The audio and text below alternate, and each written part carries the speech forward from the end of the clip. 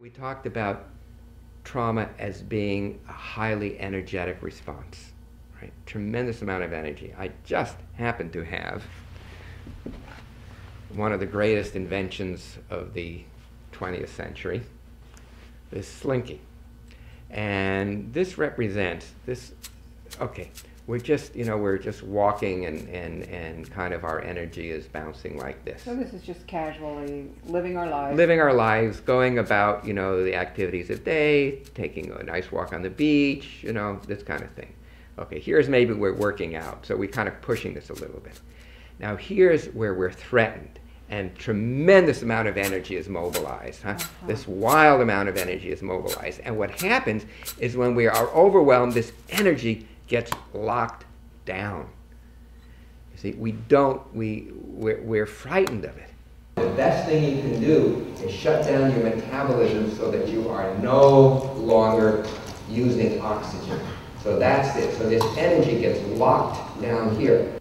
And so we step on it. We try to keep it. It must take a lot of energy to hold that amount of energy down. You better believe it. And that's again why we get these kinds of tremendously painful symptoms when we've been traumatized, because in a sense these are fragments of sensory body memory. And what happens in healing trauma is that you kind of bring these elements, these sensory experience together in a coherent way while discharging this energy.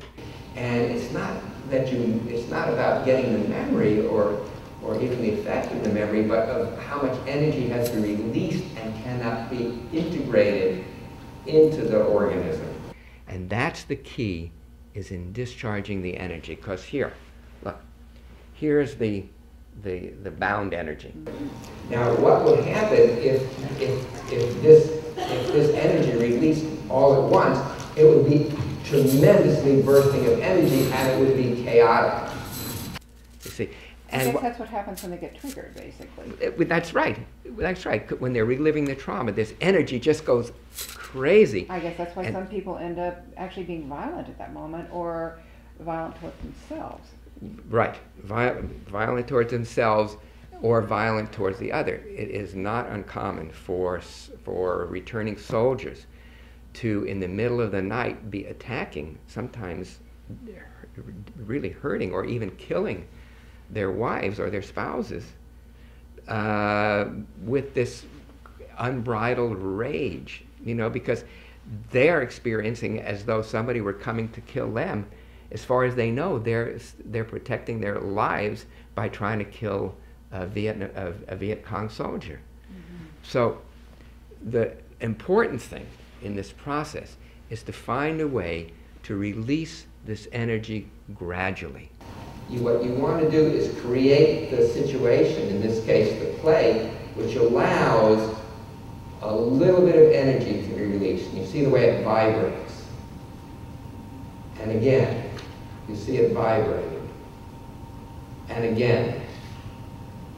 And again, until the full energy is integrated back within the nervous system. And that, if you like, is what allows the nervous system to reset.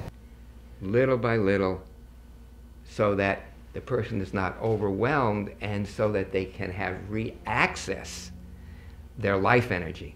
Because when you're suppressing this energy, you don't have energy to really live. You're not living. You're using your energy, I guess, to keep it You're using your down. energy to keep it down. So you don't do things that could be exciting or even fun or pleasurable.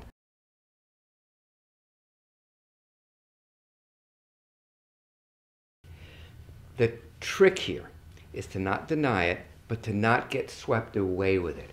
To feel the anger as physical sensations in the body, because anger almost always goes to power. I'm going to give you an example. You feel your jaw feeling really tight, and you feel your fist. Okay, So I'll say, okay, let's just put all of this aside for a little bit. This stuff that you saw on the TV. Right. Okay. So feel your fist. Okay. And now, very slowly, just tighten your fist a little bit more.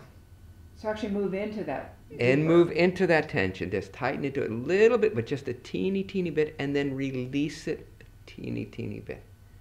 Okay, so again, feeling your fist, and very slowly contracting it a little bit more, just minutely, and then releasing it. That's right. And just noticing what happened to your breath and to your shoulders. So that's kind of how we dance with anger. Another thing, you can work with the jaw. Okay, so you feel there's tension in the jaw. So just feel the tension and just play with something like this. Go to the point where there's resistance and then just come back. Go to the resistance and come back.